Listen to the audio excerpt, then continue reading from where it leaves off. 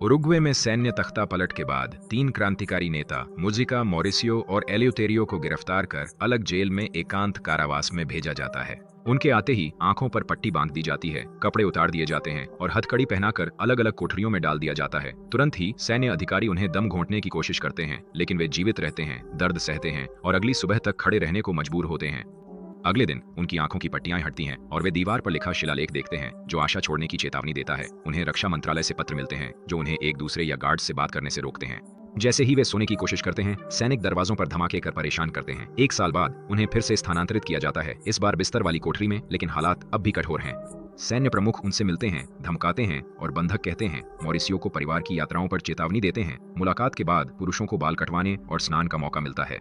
परिवार के दौरे में मॉरिसियो खुश रहता है, जब तक उसके पिता गिरते नहीं। वह मदद के लिए पुकारता है, फिर उसे वापस कोठरी में ले जाया जाता है। 830वें दिन उन्हें छोटी कोठरियों में ले जाया जाता है।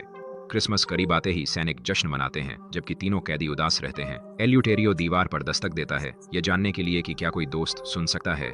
सौभाग्य से मॉरिसियो पास की कोठरी में है और जवाब देता है, जिससे वे खटखटाकर बात कर सकते हैं। उत्साहित होकर एल्यूटेरियो इस नए तरीके से मॉरिसियो को क्रिसमस की शुभकामनाएं देता है।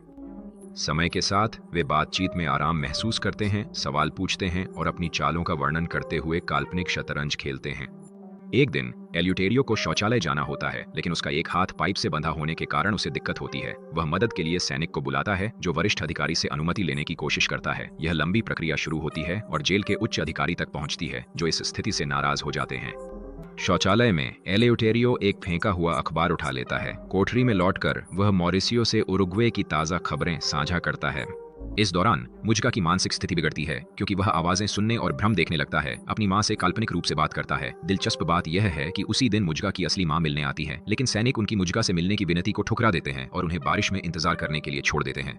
उस रात पुरुषों को दूसरी जेल ले जाया जाता है, जहां उनकी कोठरियों में चूहे हैं। कोठरी बड़ी है, पर सैनिक उनकी गतिविधियों को सीमित कर देते हैं। दिन 1529 पर पुरुष सोने में संघर्ष करते हैं, क्योंकि अधिकारी बारियोला जोर से उस लड़की के बारे में बात करता है जिसे वह पसंद करता है। मॉरिसियो बीच में बोलता है और बारियोला को उसे जीतने में मदद की पेशकश करता है, अगर वह उसे कलम और कागज लाए। सैनिक की नाराजगी के बावजूद बारियोला इतना मोहित है कि वह सामग्री ले आता है, जिससे मॉरिसियो उसकी मदद कर सके और लड़की के लिए संदेश लिख सके। इसके बाद बारियोला नोट लेकर चला जाता है। अगले दिन सैनिक मॉरिसियो को एक अन्य कमरे में ले जाते हैं, जहां सार्जेंट अल्जमोरा पूछते हैं कि क्या वही लेखक है जिसने बारियोला की मदद की थी। मॉरिसियो मानता है कि वही है और अल्जमोरा कहता है कि वह भी एक लड़की को बाहर ले जाना चाहता है। मॉरिसियो उसके लिए एक पत्र लिखता है, जो अल्जमोरा को प्रभावित करता है। अच्छे मूड में अल्जमोरा मॉरिसियो को लेखन सामग्री रखने की अनुमति देता है, फिर उसे उसकी कोठरी में वापस भेज देता है। कुछ दिनों बाद अल्जमोरा ने मॉरिसियो को फिर बुलाया और इस बार उसे अच्छा भोजन मिला। अल्जमोरा उस लड़की के बारे में और जानकारी साझा करता है जिसे वह पसंद करता है। मॉरिसियो उसे अगले कदम तय करने में मदद करता है और एक और पत्र लिखता है। बाद में रेडियो पर फुटबॉल मैच सुनते समय अल्जमोरा वॉल्यूम बढ़ाता है, ताकि मॉरिसियो और अन्य कैदी टिप्पणी सुन सकें। जब गोल होता है तो मॉरिसियो और साथी कैदी उत्साहित हो जाते हैं। फिर मॉरिसियो अल्जमोरा के लिए एक और पत्र लिखता है, जिसे उस लड़की के बारे में और प्रतिक्रिया मिली है। उस रात बंधकों को फिर से ले जाया गया।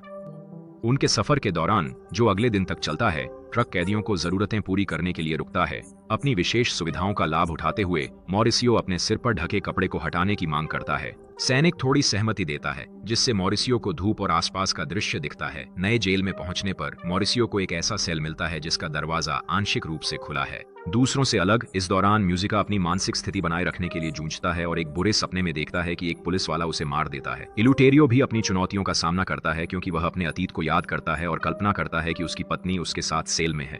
कुछ दिनों बाद कैदियों को दूसरी जेल में भेजा जाता है। लगातार स्थानांतरण के बावजूद इल्यूटेरियो और मॉरिसियो दीवारों पर दस्तक देकर अपनी बातचीत जारी रखते हैं। जब इल्यूटेरियो यह बताता है कि उसकी बेटी लंबे समय बाद मिलने आ रही है, तो मॉरिसियो एक कहानी सोचता है जो इल्यूटेरियो उसे सुना सके। मुलाकात में एल्यूटेरियो उत्साह से अपनी बेटी को कहानी सुनाते हैं, जो उसे पसंद आती है, लेकिन उनका समय जल्दी खत्म हो जाता है और एल्यूटेरियो को कहानी पूरी करने से पहले ही ले जाया जाता है। अगले दिन कैदी चकित रह जाते हैं जब सैनिक उनकी कोठरियों में एक मेज और कुर्सी, किताबें, एक रेडियो और यहाँ तक कि अतिरिक्त भोजन जैसी अप्रत्याशित चीजें लाते हैं।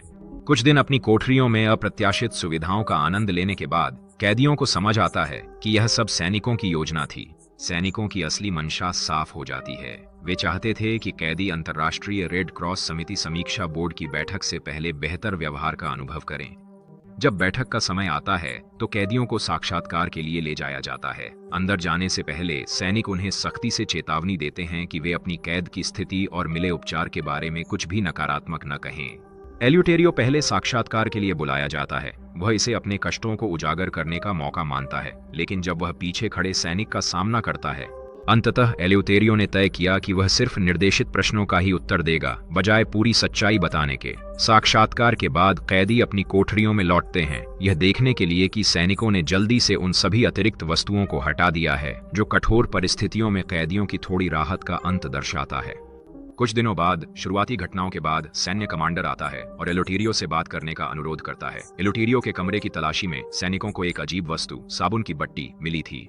नजदीकी निरीक्षण में पता चला कि एल्यूटेरियो ने साबुन पर कोडित संदेश लिखा था। सैन्य कमांडर तुरंत मान लेते हैं कि एल्यूटेरियो बाहर किसी से गुप्त रूप से बात करने की कोशिश कर रहा है। हालांकि एल्यूटेरियो यह दिखाने में सक्षम है कि साबुन पर निशान बस बेतरतीब हैं। बेतरतीब कोड जिनका कोई अर्थ नहीं है। अपनी गलती पर शर्मिंदा होकर सैन्य कमांडर निराशा में हंसते हुए मानता है कि उसे अफसोस है कि उसने एल्यूटेरियो और अन्य को मौका मिलने पर मार नहीं दिया। यह पता चलता है कि जिस दिन एल्यूटेरियो और अन्य को पकड़ा गया था, उसी दिन सेना ने घोषणा की थी कि उन्होंने तख्ता पलट में सरकार पर कब्जा कर लिया है। बाद में एल्यूटेरियो कुछ दोस्तों संग एक घर में छिपा होता है जब वह देखता है कि इलाके में अजीब खामोशी है। घर का मालिक, शायद एल्यूटेरियो का दोस्त, सैनिकों के सामने आत्मसमर्पण करने का निर्णय लेता है। वह बाहर निकलती हैं और देखती हैं कि सैनिक अपनी बंदूकें इमारत की दिशा में ताने हुए खड़े हैं। एल्यूटेरियो चिंतित होकर देखता है कि क्या सैनिक आत्मसमर्पण को स्वीकार करेंगे। सैनिकों की अंधाधुंध गोलीबारी में घर के अंदर महिला और उसके पति की मौत हो गई। गोलीबारी थोड़ी देर तक चली और हालांकि एल्यूटेरियो फंस गया, छत में छिपा दूसरा व्यक्ति सुरक्षित रहा। सैन्य प्रमुख सैनिकों को घर में घुसने का आदेश देते हैं। जब अंदर कोई नहीं मिलता तो वे उच्च अधिकारियों का इंतजार करते हैं। अधिकारी जांच करते हैं तो स्पष्ट होता है कि सैनिकों ने मृत दंपति के हाथों में बंदूकें रख दी थीं ताकि लगे जैसे उन्होंने पहले गोली चलाई हो। स्थिति का आकलन करते हुए एक सैनिक शौचालय में जाता है और छत से टपकता खून देखता है, जिससे पुष्टि होती है कि ऊपर लोग छिपे हैं। सैनिक ने प्रमुख को शौचालय में खून दिखने की सूचना दी। संदेह से बचने के लिए प्रमुख चुपचाप शौचालय की ओर बढ़ते हैं और सैनिक के दावे की पुष्टि करते हैं। जैसे ही वह गोली चलाने को बंदूक उठाता है, एल्यूटेरियो का साथी चिल्लाता है कि वे छत में हैं और आत्मसमर्पण कर चुके हैं। इससे प्रमुख की उन्हें मारने की योजना रुक जाती है। जैसे ही दो अधिकारी आते हैं और सैनिकों को पुरुषों को बचाने का आदेश देते हैं, प्रमुख एल्यूटेरियो से कहते हैं कि वह नरक के लायक हैं। एल्यूटेरियो अपनी गलतियों को मानता है और क्रांतिकारी आंदोलन में अपनी भूमिका की जिम्मेदारी लेता है। वह परिणाम स्वीकारता है, लेकिन प्रमुख के दावों के विपरीत कहता है कि वह हारा नहीं है। प्रमुख कहते हैं कि एल्यूटेरियो कभी जेल से बाहर नहीं आएगा और इसे हार मानते हैं। एल्यूटेरियो कहते हैं कि उन्हें जेल में मरने से कोई दिक्कत नहीं, क्योंकि उन्होंने अपने अपराधों का प्रायश्चित कर लिया। अगले दिन मुजिका अपनी मां से मिलते हैं, जो उनके लिए सामान लाती हैं। हालांकि वह खुद नहीं है और अचानक द्वारा रोकने को कहता है, डरते हुए कि वे उसके साथ बुरा कर सकते हैं। वह सुनने में परेशानी और सोच को रोकने की इच्छा जताता है, जो उसे खा जाती है। अपनी कोठरी में उसकी मां कहती है कि वह अपना दिमाग सही कर ले ताकि मारा न जाए, लेकिन मुजिका खोया महसूस करता है और नहीं जानता कैसे। जेल के कार्यक्रम में मुजिका अपनी मां की लाई चीजों के लिए चिल्लाने लगता है। जैसे ही वह जोर से बोलता है और कार्यक्रम बाधित करता है, सैनिक उसे शांत करने उसकी कोठरी में आते हैं। फिर मुजिका एक सैनिक के संबंध का खुलासा करने की धमकी देता है और कार्यक्रम में विवरण चिल्लाकर कहता है, जिससे उसे वह मिलता है जो वह चाहता है।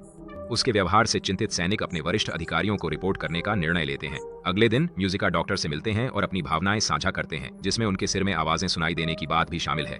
डॉक्टर ने उन्हें भ्रमात्मक मनोविकृति बताया, दवाइयां दी और अधिक सोने की सलाह दी। म्यूजिका कहते हैं कि उन्हें नींद की जरूरत नहीं है, लेकिन वह अपने विचारों को व्यवस्थित करने के लिए पढ़ना और लिखना चाहते हैं। डॉक्टर पहले संशय में हैं, लेकिन किताबें देने को मान जाती हैं और उसे हिम्मत बनाए रखने को कहती हैं, यह सुझाव देते हुए कि उसकी कठिनाई लगभग खत्म हो गई है। एक बयान जिसे म्यूजिका नहीं मानता। ग्रास्प दिन 2 जुलाई 1757 पर सैनिक लोकतंत्र बहाल करने के लिए चुनाव परिणाम देखने की तैयारी में है। तेज टीवी के बावजूद कैदियों को सुनाई नहीं देता। एल्यूटेरियो मॉरिसियो से परिणाम पूछता है, लेकिन दोनों को जानकारी नहीं होती। थोड़े समय बाद उन्हें परिणाम पता चलता है जब सैनिक गुस्से में आकर उन्हें पीटते हैं, जबकि वे निर्दोष हैं। कुछ दिन बाद कैदियों को दूसरी जेल में ले जाया जाता है, जहां वे निगरानी में सिर ढककर चल सकते हैं। मुजिका को डॉक्टर से वादा की गई किताबें मिलती हैं। दिन 3053 पर कैदियों को नई सुविधा में ले जाया जाता है, जो अल्जमोरा की जेल है। मॉरिसियो उस सार्जेंट को देखकर खुश होता है, जो बताता है कि उसने उस महिला से शादी कर ली है जिसे मॉरिसियो ने पत्र लिखने में मदद की थी। आभारी महसूस करते हुए अल्जामोरा मॉरिसियो को जो वह चाहता है देने की पेशकश करता है और मॉरिसियो अपने दोस्तों के साथ यार्ड में समय मांगता है। उस दोपहर तीनों व्यक्ति वर्षों बाद पहली बार मिलते हैं और वे सच में खुश होते हैं।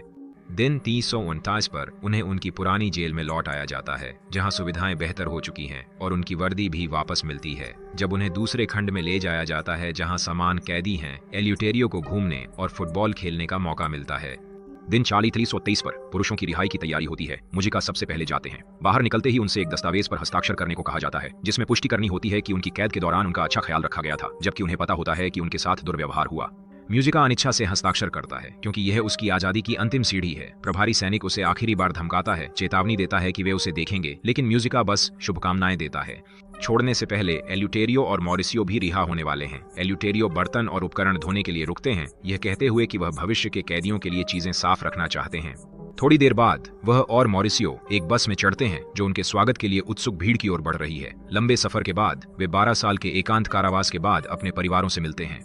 आने वाले वर्षों में एल्यूटेरियो सीनेटर और रक्षा मंत्री बनते हैं, मॉरिसियो कवि और उपन्यासकार बनते हैं और मुजिका कांग्रेसमैन के रूप में चुने जाते हैं, इससे पहले कि वह 2010 में उरुग्वे के राष्ट्रपति बने।